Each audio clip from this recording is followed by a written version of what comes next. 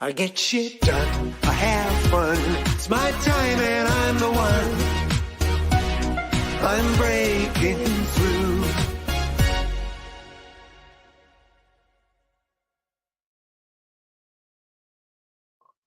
Hello and welcome to another episode of the Business Renovator. This one is quite different. Normally we talk about sales, marketing, and mental fitness. We're not going to talk about that so much today. We're going to talk about what parents should know about drugs. And I'm not even a parent, and this is speaking to me.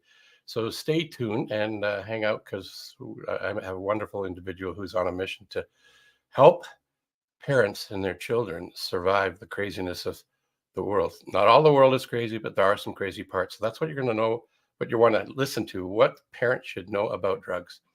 In the meantime, thank you for being here. If you're watching us live, much appreciation goes out to you. And if you're watching it, hashtag replay afterwards, same kind of appreciation goes to you. It just comes later. Share this out with the people you know and you care about in your community. Let's get this message out. I think you'll be compelled to do that.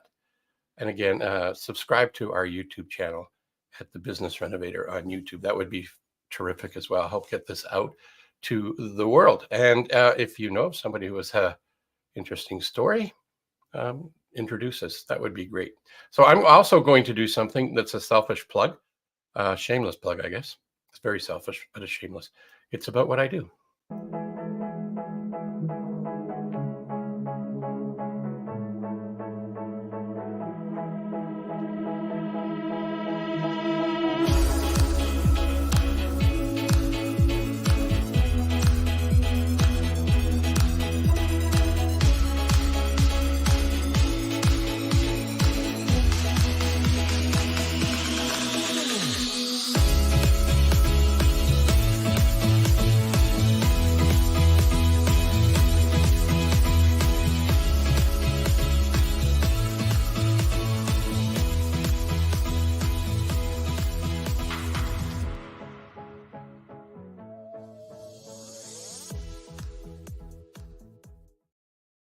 So if you're a business owner, entrepreneur, or want to be, check in where you're at.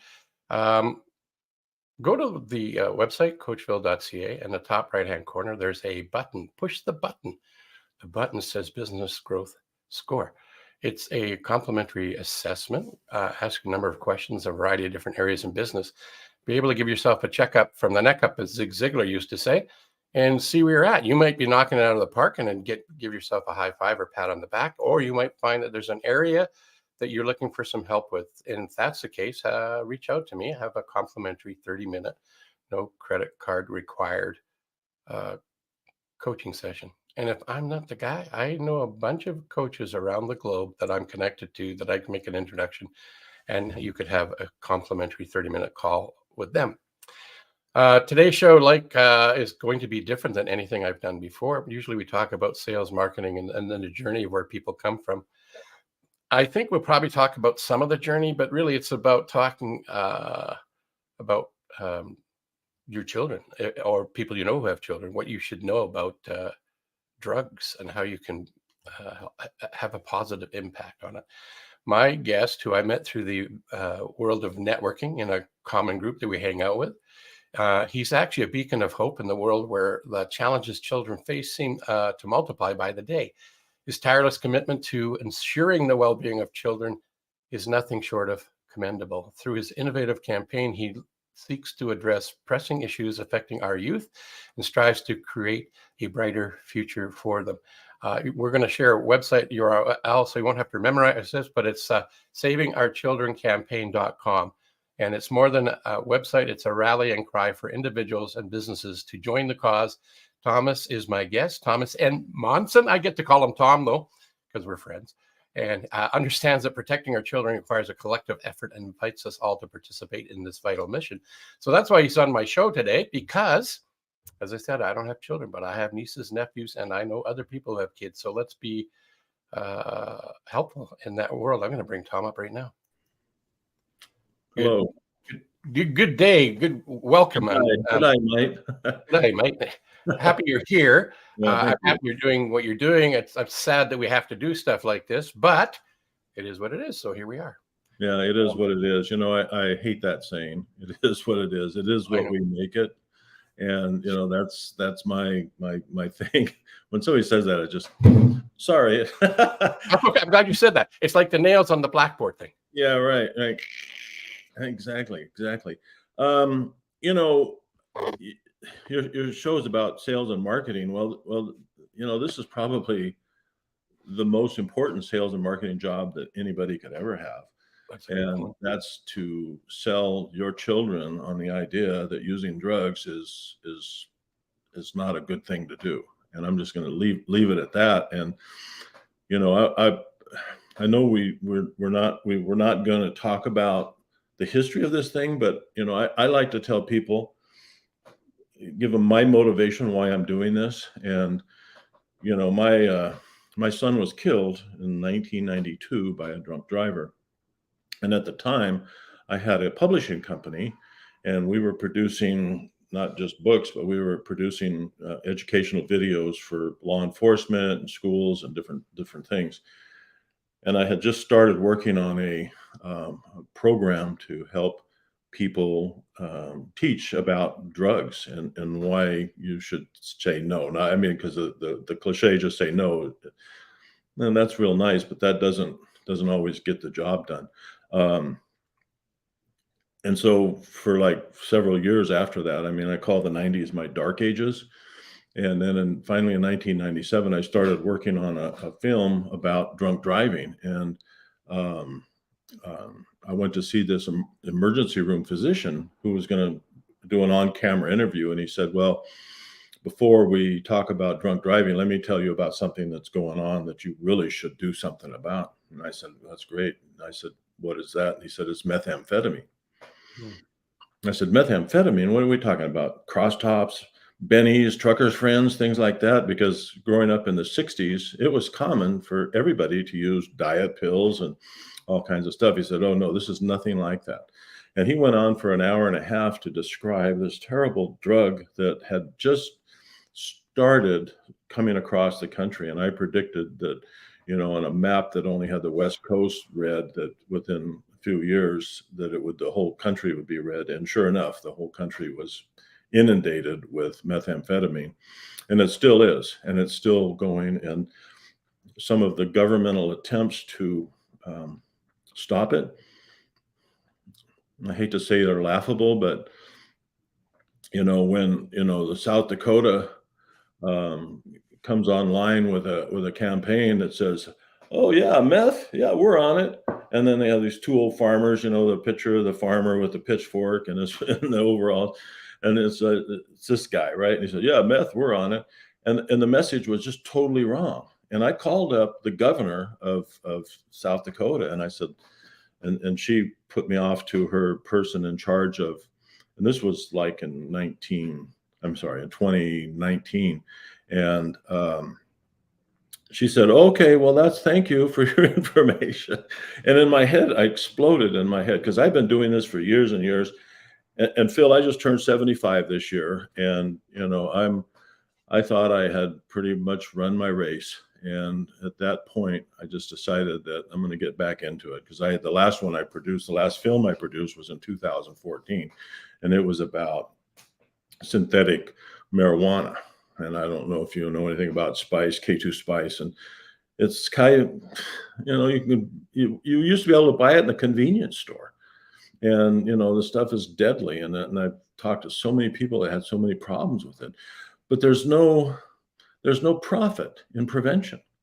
I mean, the government, I don't know about, I can't take shots at the Canadian government, but I sure can go ahead. take shots at my own government, because our death rate is going up and up and up and up. And everybody says, oh, it's the fentanyl coming across the border. Well, no, it's the uninformed children that are taking fentanyl in various forms. I mean, because fentanyl can go into everything. It's put into counterfeit drugs, and fentanyl is actually it's a legal drug that they've been using for years. They put it in patches. So like you have a patch on your arm or something that's for pain, it'll have some fentanyl in it. But the problem is that I just read a survey the other day, and I don't like to bring surveys and studies into things, because the government The government does some wonderful studies. Like they spent about $5 million on a study to see what would happen when you give steroids to hamsters. And, but anyway, yeah, right. Exactly. Exactly. And the study that I'm referring to showed that 2 out of every 3 of our kids think it's cool to use drugs. Okay. And why do they think it's cool? Because they don't know any better. They don't know what the implications are. I mean, you get a lot of parents talking about kids going to raves. Your kids go to raves. Well, if they've got E at raves, ecstasy, ecstasy is a drug that damages young people's brains. And that's the trouble that most people don't understand, is that a human brain does not mature until about maybe 22, 23, 24 years old. And anytime you introduce any kind of a psycho-altering substance to that brain, it changes it. And methamphetamine, the problem with methamphetamine, it actually changes the chemistry of your brain. But people don't understand that. They don't know that. And so, and the government, who listens to the government? This is your brain. This is your brain on drugs. You've seen that, and that's laughable, because I've seen people in parties and things like that. Hey, this is my brain, and this is my brain on drug, and they're making fun of it. It's laughable, like that, like the movie out of the 30s about marijuana. What the heck was the name of that movie? Oh gosh, I can't think of it. But that was a movie that they had done that was spreading a bunch of lies, and the government, they don't know how to tell the truth about it. And you can't solve this problem in a 30-second spot. You cannot educate somebody in 30 seconds. I mean, you can get an idea across, but you can't educate them. And that's what our Saving Our Children campaign is all about. It's about education. And we do this through videos. We do it through books.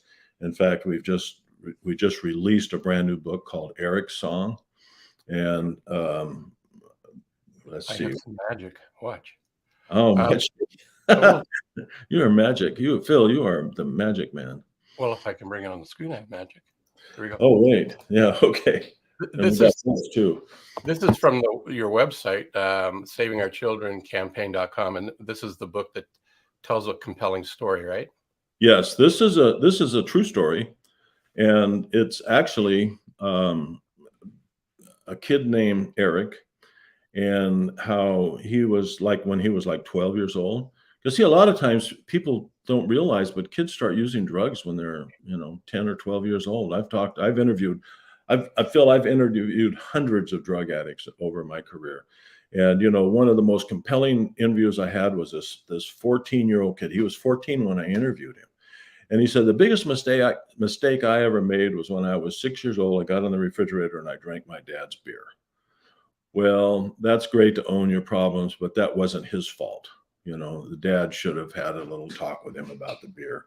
And, most kids start using drugs, like Eric in the story started. He went to this party, and this really nice looking girl talks him into using methamphetamine, calls it a party favor, and said, you're going to really enjoy this. This is, you're going to be like you're flying, right?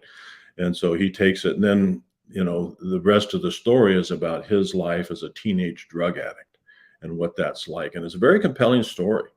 And the reviews have been amazing. I've had just a lot of people talk about what a difference that's going to make. And in fact, we've had kind of an unusual response from the Native American community, where we've had them buying multiple copies of the book for their libraries. And if you have a child and they're anywhere over 10 years old, or maybe even a little bit younger, if that fits, and you sit down and you read that book with them, it will give you some really wonderful talking points. And that's the reason that I wrote the book, because there's they say, talk to your kids about drugs, right? Well, Phil, what do you know about methamphetamine? It's not good for you. That's all. What do you know about what do you know about ecstasy? What do you know about spice? I mean, and so how do you talk to your kids about drugs? And it's not even talking about the drugs. It's talking about, you talk about sales and marketing. You talk about the product. You talk about what it does, instead of talking about the product itself. You know what I'm saying? You know what I'm It's more logic versus the emotion. So which I want to back up a little bit to something you Sure, said. go ahead. What the drug world has, where these kids are getting that, and it's taking me back to my youth, and where it was, you say cool, and we think it's cool. We want to be part of something bigger than us. We Right. think we need other people. As a kid, that's what I felt I needed. I wanted to be included, and getting included would be being tempted by what you're talking about here. And one of the best marketing in the world of commerce, the best marketing tools out there, the most cost effective, like you said earlier today, that there's no profit in what we're talking about here. Yeah. Word of mouth and the stories that people tell kids to each other. Oh man, do this. It's great. You'll feel this. All that stuff. It's not logical, is it? It's more emotional. And in that emotion, they see themselves not happy or disconnected here. And they see something bigger, better, brighter up there, whether it's reality or fantasy. And the mental fitness mindset stuff that we often talk about on the show is like, it pulls them towards that. They see that image, they get excited about it. And in Hill's book, Napoleon Hill's work, he talks about the sexual transmutation. It's not about the sex, having sex. It's about the life force energy that sex represents. Right. And there's a driving force to satisfy a need. That's the emotional connection to where we grow into. And if we leverage that in a positive way, we get positive outcomes. If we leverage that in a negative way, which is what we're talking about with the outcome of doing fentanyl and other things like that, it could be deadly. But they don't know that. That's logical. That's not emotional. No, that's exactly right. And the other two parts of the statistics that I want to say, and then I'm not going to talk any more about statistics. When people get into the right frame of mind for this, because to sit down, it's like I remember when my now 40, oh God, he just turned 50. My 50-year-old son was 13. We had a discussion about marijuana, and he knew all about it. I didn't know anything about it. The only thing I could say is that, it's not legal, so don't do it. I didn't know what it did to the brain.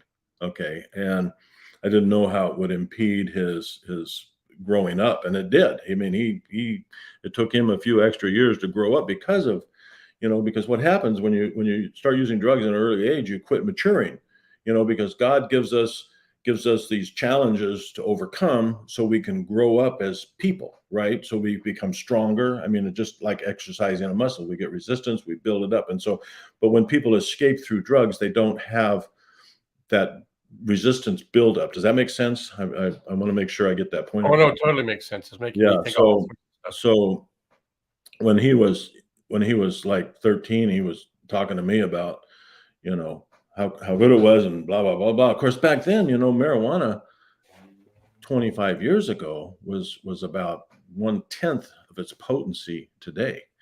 And, so the statistic that I was coming around to is like only half of our kids know about the dangers of these drugs, like methamphetamine and heroin, opioids, ecstasy, boy, and it just causes so much damage to these young brains. But parents think it's just a little E, and I mean, I've been on some of these groups where they say that, well, it's just a little ecstasy, it doesn't hurt them. It's like, what's the matter with you, pal?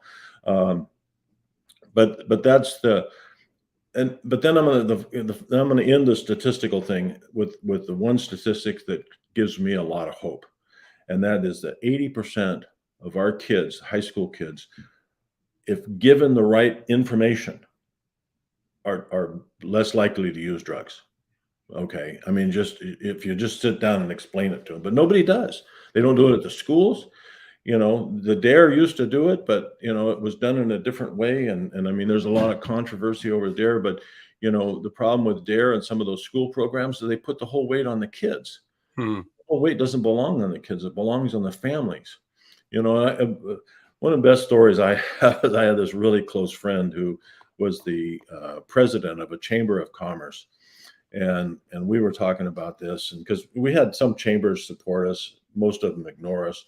but this one in particular supported us in a big way. And he said, you know, this whole drug thing is is kind of, to me, it's irrelevant. And I said, really? Why do you say that? He said, well, when I was a kid, my dad had just retired from the Marine Corps, and he was bad. You know, he was badass dude. And, you know, I mean, he was a straight lace gunnery sergeant in the Marine Corps, like the drill instructor. And he said, let's see, what was this fella's name? I can't think of his name right off the top of my head, but he said, you know, Joe, I'm going to tell you something. You don't have to worry about drugs messing you up. This is not the words he used, but you can kind of fill in your own. Yeah. He said, you don't have to worry about drugs messing you up, because if I find out you've been using drugs or use any kind of drugs, it's going to be me. I'm going to tear you apart. And he said that was all the motivation that he needed to live his entire life without using any drugs. In fact, he didn't drink alcohol or anything because of his dad and that influence that the parents had. But, you know, we have so many single parent families, and the kids are just kind of left to their own design, you know.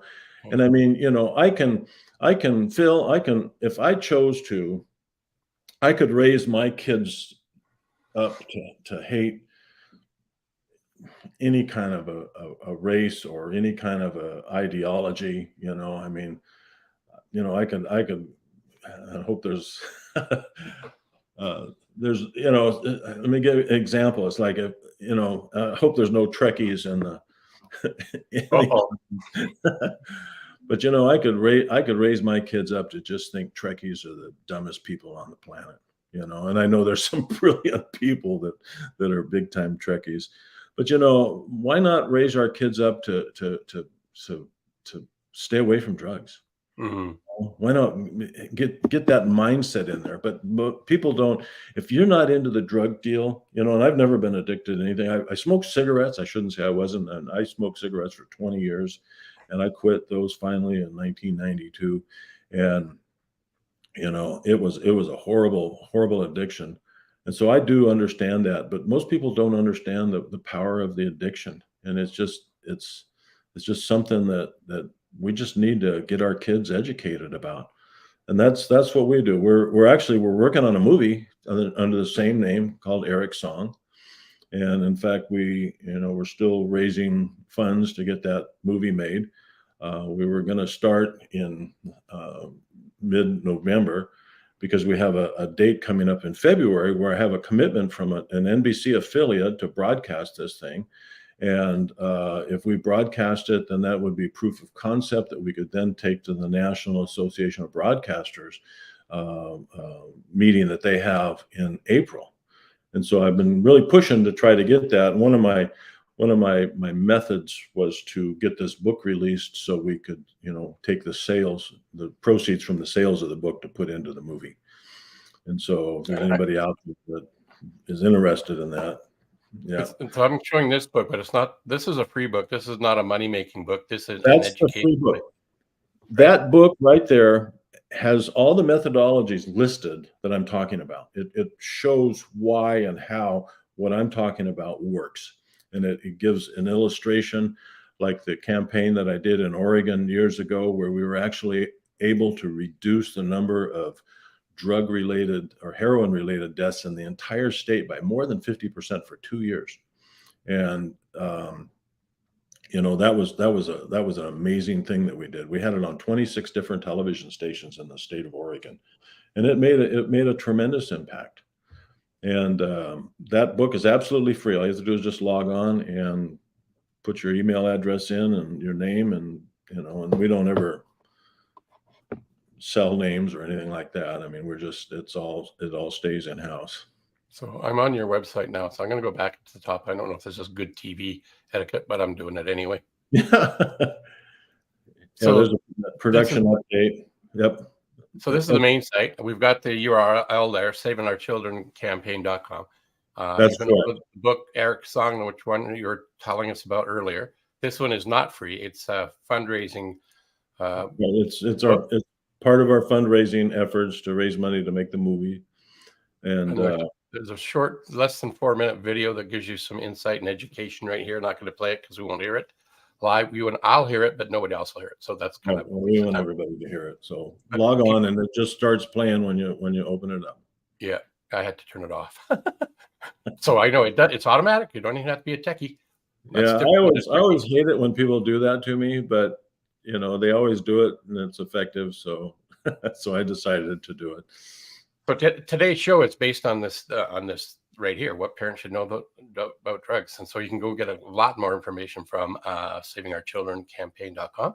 Yeah, on the right side of the screen, there's a list of the different articles that we've listed, and I'm right now we are launching today. Later today, I'm going to post a new article about our education ambassador program, where we can, help teachers put these books in the hands of families.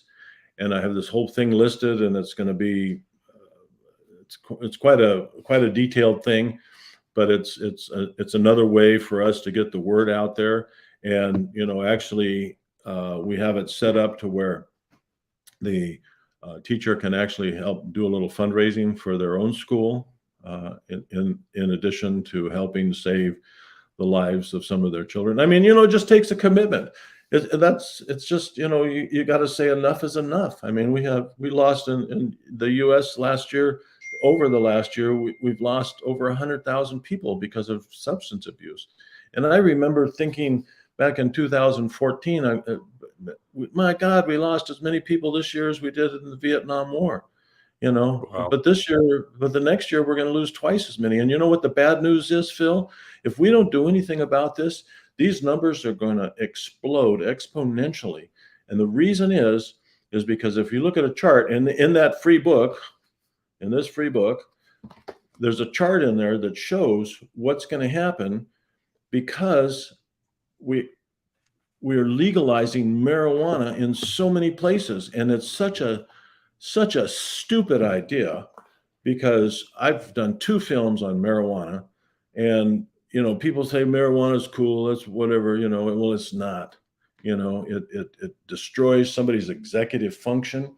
And I just had a very bad experience on a production crew where I had a couple of guys that were using marijuana, and they came in late, their work was sloppy, and I mean, I'd seen these guys work before, but I'm absolutely sure, I could tell you all kinds of stories about every single drug. I produced a video library that, is kind of old now, and I'm refurbishing it, but, we've just got so many great stories about, people and drugs. And the only great story I hear about people in drugs is when somebody says, yeah, I finally got off. And I have talked to so many people.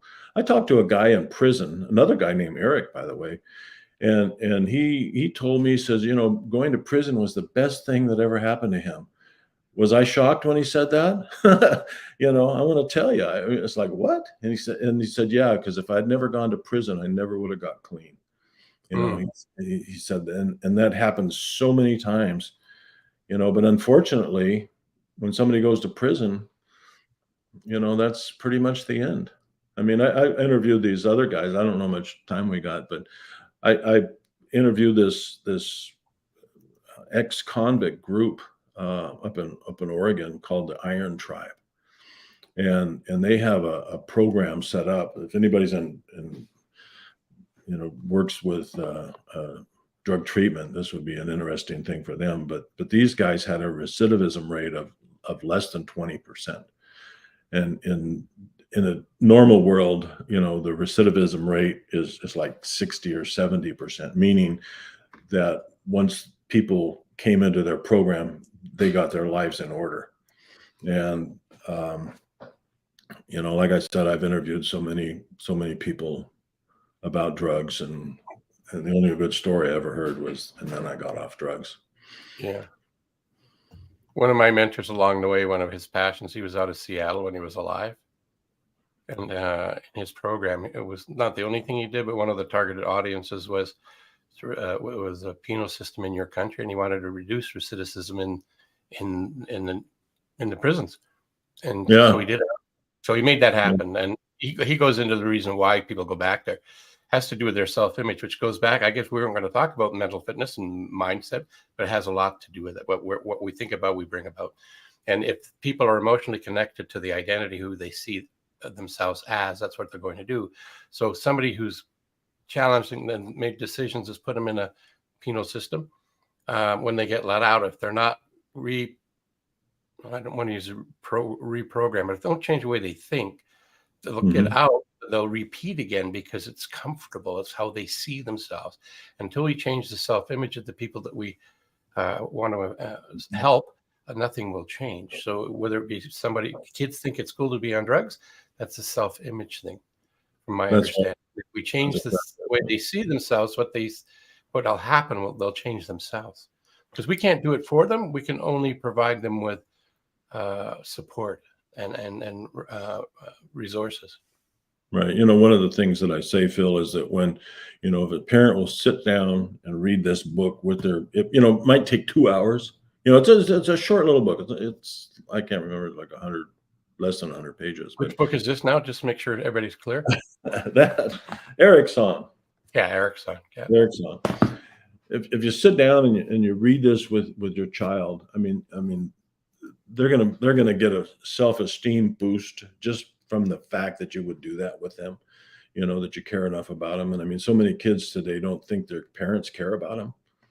And so that's one of the things, but it also gives the parents an opportunity to discuss some of the things. In the back of the book, we have a discussion guide, and in the discussion guide, it talks about some of the things that were going on. It also has some information about drugs in the back of the book that somebody should know. And I see I got a little bit of a glare coming off the back. I'm being shined upon.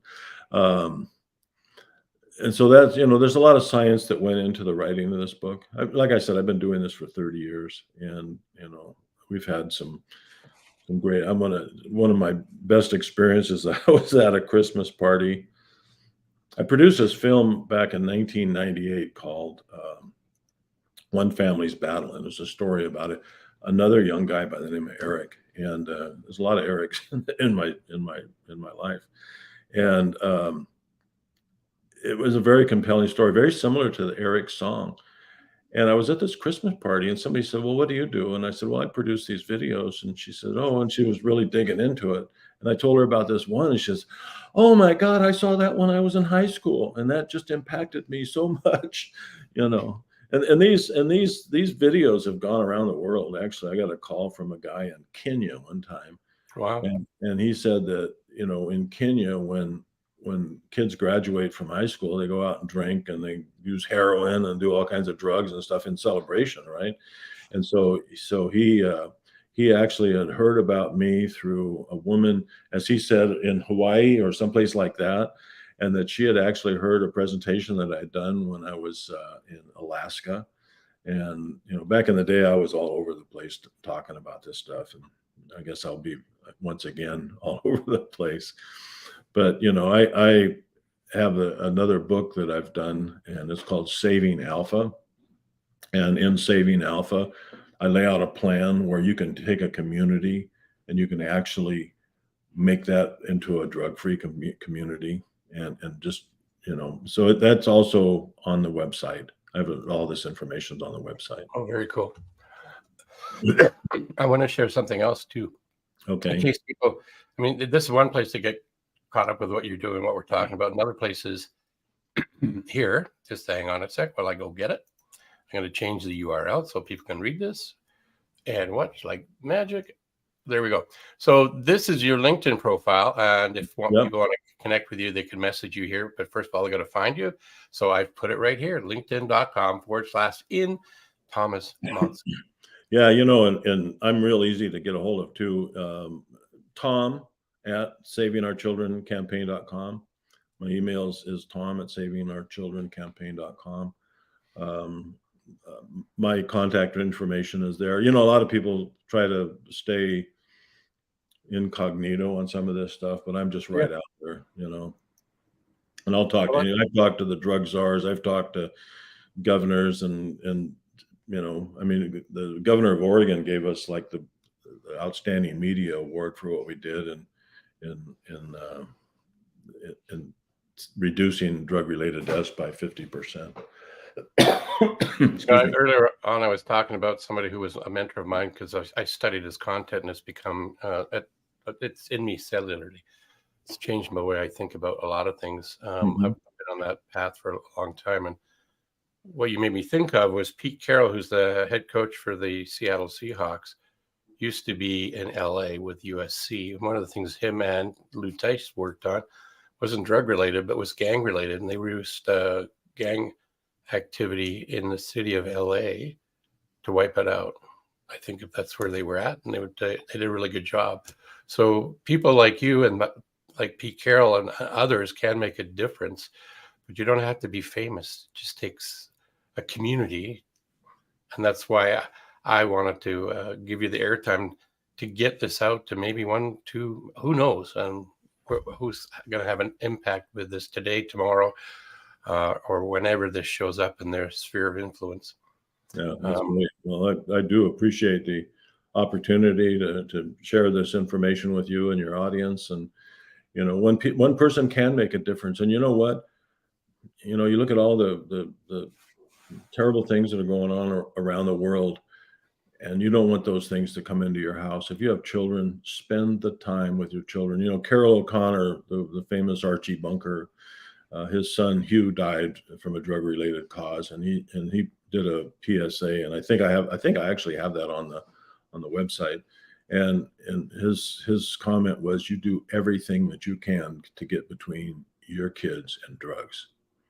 And, you know, because once that barn door is open, you know, once they start using, even if it's just something minor, if it's just, you know, and even drinking, you know, Phil, somebody says, well, I'd rather have my son drinking at home. You know what? Why would you rather have him destroy his brain at home? Right? I mean, because that's what it does. Alcohol is an insidious drug that just destroys so many of the brain cells. And then they say, oh, we got billions of brain cells. Well, you have these key connector brain cells, and those are the ones that it destroys. Right. And people who go until their early 20s, like age 21, right? Who use nothing before that, they are so much less likely to become addicted to something after that brain matures, you know. So that's a lot of stuff to thinking on, noodle on, and yeah. Thank you. I'm going to bring it in for a landing, just because we're already at like 40 minutes past the hour. And that's the only thing I hate about this show. It ends, right? Well, don't get me talking. Well, I want to thank you for doing the work that you're doing and making a difference. And I look forward to seeing what happens with this and staying in touch with you. So hang out while I bring this in for a landing. Okay. Thank you. You're welcome, man. Yeah, it's not the inspirational business related topic today, but it should be hopefully inspirational in the sense of how can we make a difference in the lives of the kids in the world so that they make better choices for themselves, whatever that be. But stay away from what he's talking about, drugs. I had a vehicle stolen out of my home, and the driving force for that was meth. They were looking to score, go into a place. They stole a vehicle, change the plates, and crash into a electronics store, steal what they steal, and sell it on the marketplace to earn the money to support their habits. So it's a serious problem. It's real stuff. I want to end this on a note of this. The you in wonderful represents you in two ways. You, and because you are unique. So continue being your unique, wonderful self. I want to do a bit of a plug in case somebody sees this. There is a way to help all of us. Let me just go find this link I have. If I have it here somewhere. Anyway, I guess you could go here. Go to positiveintelligence.com/saboteurs. Why would you want to do that? Well, you could learn a little bit about some of the things we talked about here, not about the drugs, but if you change the way you think, what you think about changes. And we all have 10 saboteurs, 1 judge, and 9 supporting casts. And if we can help manage the saboteurs that inner critic voice inside ourselves, we can move out of the inner criticness and turn it into ourselves into an inner coach. I read something recently that we have a conversation with somebody, one person more than anybody else in our existence, and that's us. It's called self-talk. So what are you telling yourself? Just a thought. What are you telling yourself? I'll leave you with that. Thanks for being here now. If you're here watching us, I appreciate it live. And if you're watching us on a replay, hashtag replay, and share this out with people that you care about, kids that have, or parents that have kids. Let them know that this was here, and go to the website, savingourchildrencampaign.com. Until next time, that's a wrap. I'm going to bring this in and end it for today. I get shit done, I have fun. It's my time and I'm the one. I'm breaking through.